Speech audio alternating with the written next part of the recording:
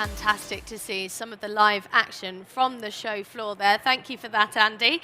And welcome back into the studio. Up next, we are discussing the US headlines, and I'm joined in the studio by two guests. I have Brendan Bussmann, the managing partner of B Global Advisors. Hello, welcome. Glad to be here. Glad to have you.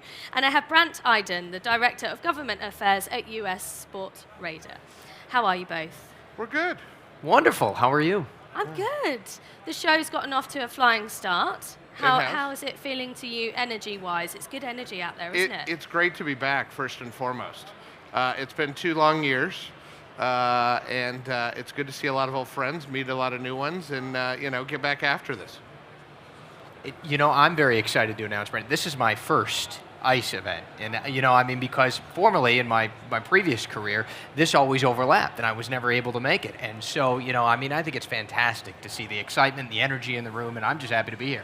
Well, we're glad you're here, and as I've told you the whole time, this is the only show that actually matters compared to everyone else out there. That's right. You have told me that before. Yes. You have said that before.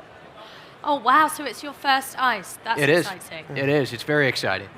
So tell us about the US headlines. What headlines have stuck out to you both recently? Well, I think obviously probably the first and foremost is the continued evolution of sports betting. I think that goes to a host of different markets that are looking at it today. You've got Kansas and Missouri that are debating which one's going to go first at this point in the race to get this done. You've got other states like Kentucky, but also you have mature markets like Michigan, where you legalized it, that has set the standard. So, the U.S. is such an exciting market right now. 32 jurisdictions have now passed some sort of legislation pertaining to sports betting or iGaming. Certainly right now the excitement is with sports betting, but we've got to move more towards iCasino. The states know that's where the revenue is. Some of them have taken that leap, but I think that comes into play, and it's part of the mix there. And, it's certainly a new market. It's got a lot of growth compared to Europe to go, but we're going to get there, and I think that the excitement continues to build in the U.S., and some states have done it better than others, which I know we could go on and on forever about, but it's taking those sort of positive models that we have seen across the country, trying to get those implemented in the remaining jurisdictions that have yet to pass some sort of whether retail, mobile, or otherwise.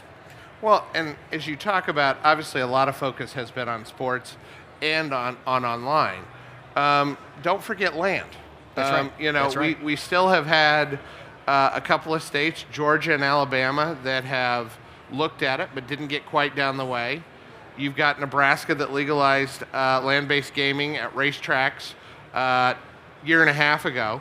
But probably the most exciting news came out of last week out of the state of New York, where the governor upped the timeline for 3 downstate casinos. So hopefully in the near future we'll see at hopefully a reasonable tax rate, not at a reasonable license fee, a casino in Midtown Manhattan. I like that. It's sort of demonstrating your wants there. I like that. Well, I mean, $500 million as a starting price for a license fee is a heck of a lot of money. Wowee, that is. Absolutely.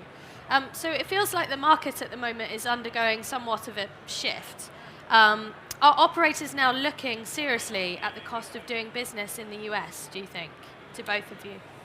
Well, yeah, that's a really interesting question, right? I think what we have seen is that because it's been so new, the operators have been investing to try to gain market share and to try to gain those players. And so what you've seen the spend is on the marketing costs up front. It's been the marketing and acquisition costs that have really led the discussion. And I do think, again, now that we have 32 jurisdictions that have come online with something, right? I think that more operators are starting to take a look at, all right, we now need to pivot. We've started to gain that market share. How do we continue that, roll back some of the costs on the marketing side, and start to make, hopefully some profit? Well, and obviously I think that's been the key and what has always driven this, but it goes to the basis of how you set up a market, because you have to make sure you have a reasonable tax rate, allow people to compete, allow that certain level of marketing deductions that are in play, so that you can gain market share.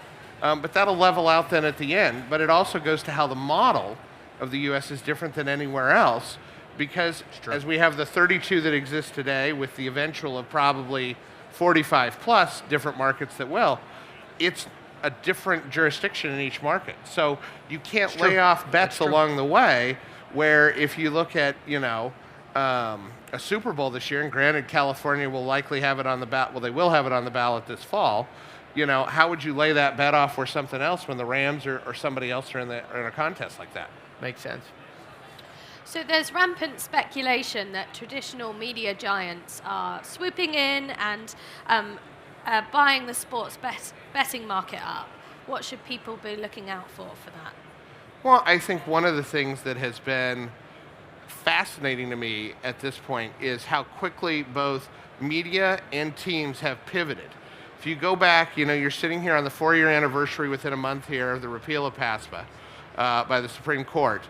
And prior to that, you had teams that basically said, you owe us a fee for this, we don't want to do this, it's bad for the industry, whatever else. You also had media companies that wouldn't cover it because it was taboo. You can't turn on a broadcast on sports and not see the odds at this point. You've got teams in markets like Arizona, in other words, that have direct licenses to be able to do that. So there's definitely that convergence between media, sports, and gaming that's going to continue to happen. Where it evolves to is yet to be seen.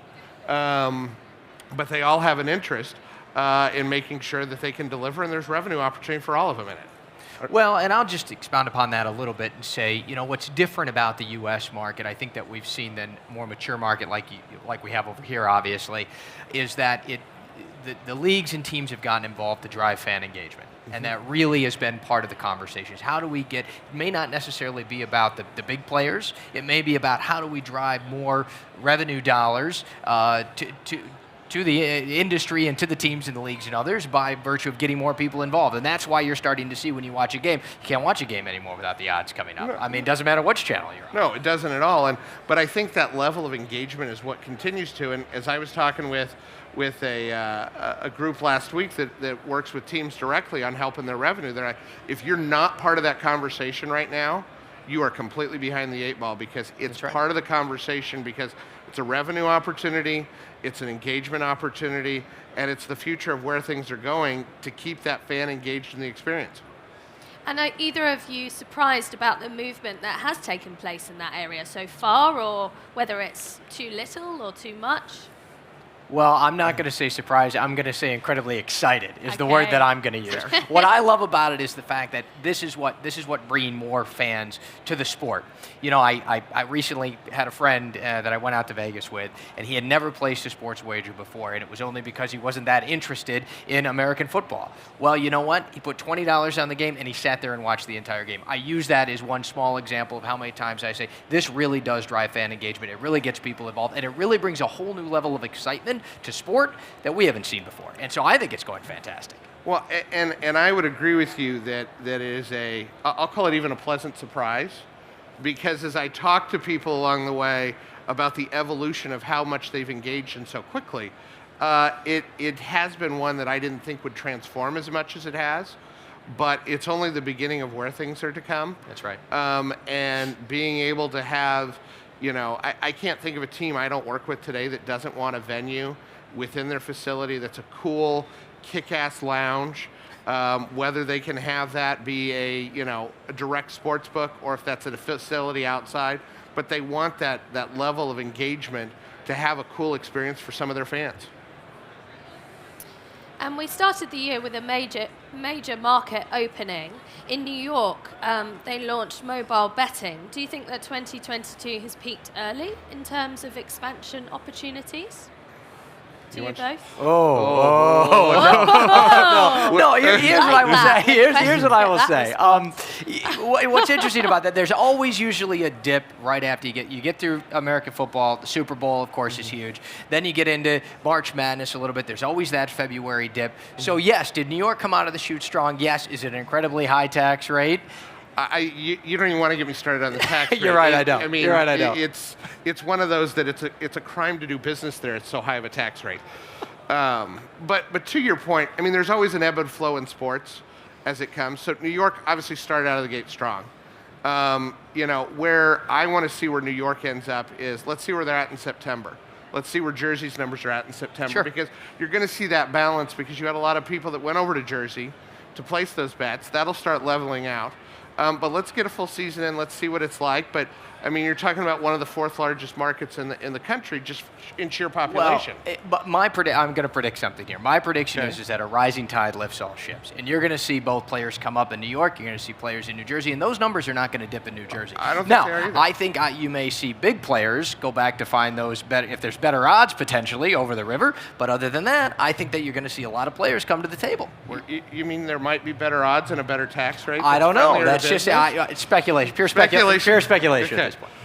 Oh, Brandt and Brendan, thank you so much for your time. Tell us what you're excited about at the show. What are you going to see that you recommend others go and check out? Well, I mean, as I said from the beginning, and I know this is your first show. Yeah, there's a lot for me to see. There is, I mean, there's a ton of opportunity here. And it just shows continually how much the industry advances from year to year, is how much technology plays into it, how much, would go back here 5 years ago. The number of payment processors here today versus then is night and day. And so looking at all the various facets of technology, how it's being incorporated into the industry, there's just a ton of it. So it's one of those, I always refer to this show as sensory overload, because there's so much to see and so much to do. And you really just need to take your time going, row by row. It's going to be exciting. I will just say that I am just looking forward to what's next. What's next for the industry? What's next that's out there? The things that I don't know about yet, here to learn. Really excited about. Brandt, get ready for a sensory overload. All right. You've heard it from Brendan himself. Thank you both for your time in the studio.